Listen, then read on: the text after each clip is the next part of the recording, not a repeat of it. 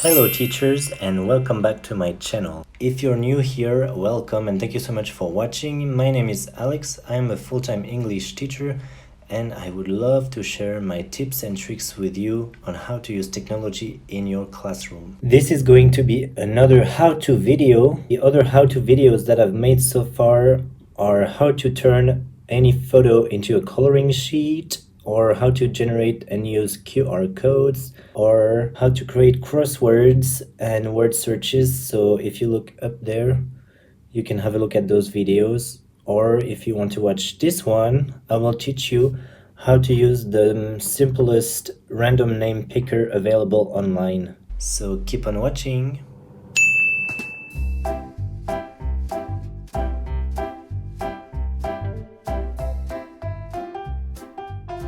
Okay, so this is the wheel for the random name picker on classtools.net. I will put the link down in the description box as usual. Honestly, I've tried many and this is the most simple one ever. All you have to do is click on edit, change this random name with your students' names. Student 1, student 2, student 3, student 4, student 5, blah blah blah blah. Then you save this list, provide a password.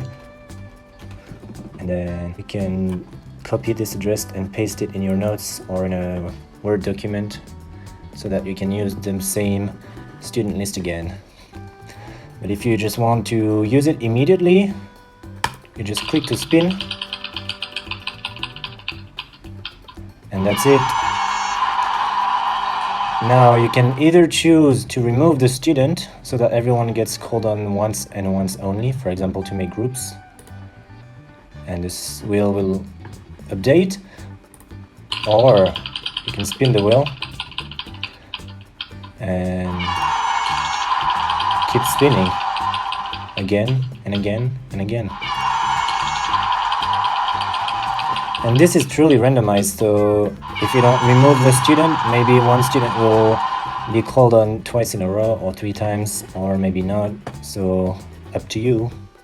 Alright, that's the end of this video. Thank you so much for watching. If you enjoyed, please subscribe to my channel and don't forget to click on the bell so you get notification every time I post a new video.